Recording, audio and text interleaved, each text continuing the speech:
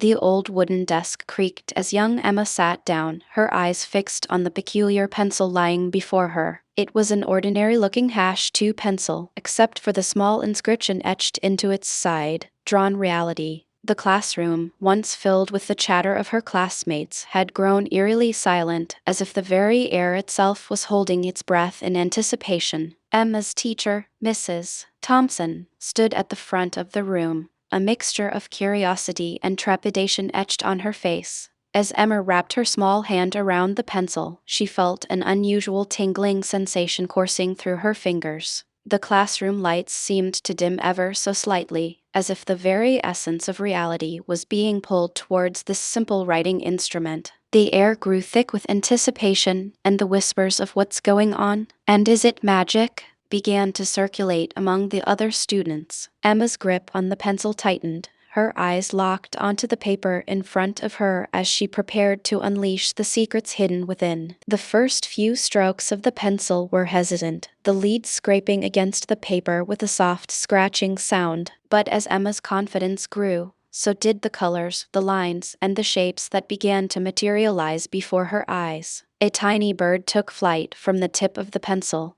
its feathers ruffled by an invisible breeze as it sang a sweet melody that seemed to weave itself into the very fabric of reality. The classroom was transfixed, their minds reeling with the implications. Was this truly magic, or was Emma simply channeling her imagination onto the page? As the drawing continued, the room's atmosphere shifted from wonder to unease. Shadows danced across the walls, as if dark tendrils were reaching out to snuff out the candle of creativity that burned within Emma's soul. The whispers among the students grew louder, a chorus of speculation and concern. What's it doing? Is it real? Should we be worried?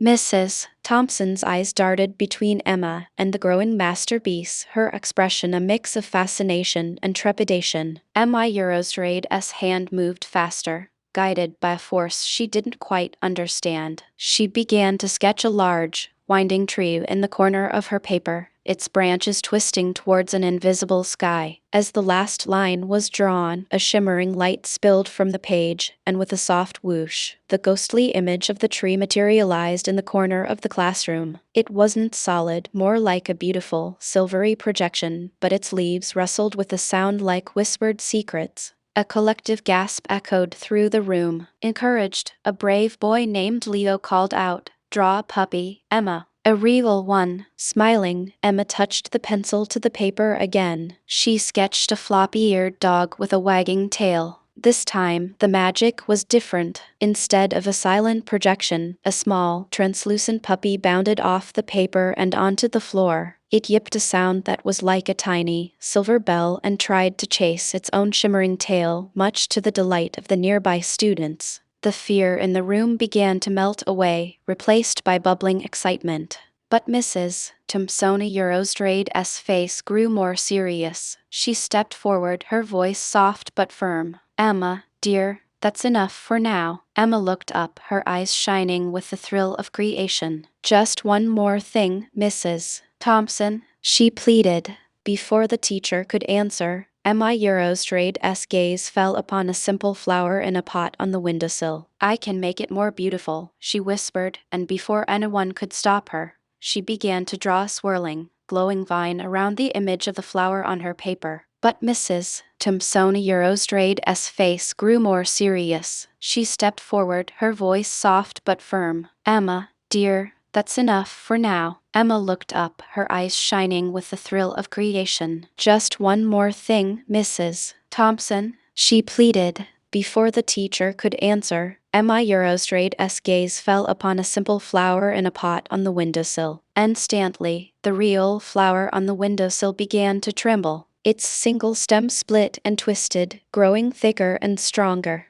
Vivid, impossible colors, deep purples and shining silvers bled into its petals. The small, simple flower had transformed into a magnificent, otherworldly bloom that pulsed with a soft light. The class was silent, not with fear this time, but with pure, unadulterated awe. The magic was no longer just making copies, it was changing things. The transformed flower seemed to hum with energy, and the room felt different. It was as if the air itself had become thicker, more alive. The whispers started again, but they were different now. "Can she fix my broken crayon?" a girl named Sarah asked. "Can she draw us a playground?" a boy named Tom wondered aloud. Emma felt a warm feeling in her chest. She wasn't just drawing pictures. She could help her friends. She could use the pencil to make their world a little more wonderful. However, as she looked back at her paper, she noticed something odd. The edges of her drawing of the tree and the puppy were beginning to fade and curl. The silvery tree in the corner flickered, and the puppy's happy yips grew fainter. A thought struck Emma, cold and sudden. Did the drawings only last as long as she kept drawing? Was she using up the magic? She looked at the pencil, and for a terrifying second, she thought she saw the inscription, "Drawn Reality," flicker as if it too might disappear. Mrs. Thompson knelt beside Emma, her voice a calm anchor in the shifting room. "The pencil is amazing, Emma, but its magic is tied to you and your ideas. Look around." Emma looked.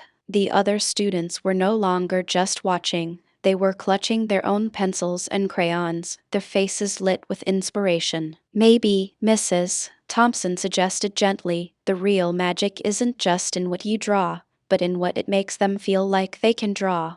A new, warm understanding bloomed in Emma Eurostrade's heart, brighter than any magic flower. She carefully put the pencil down on her desk.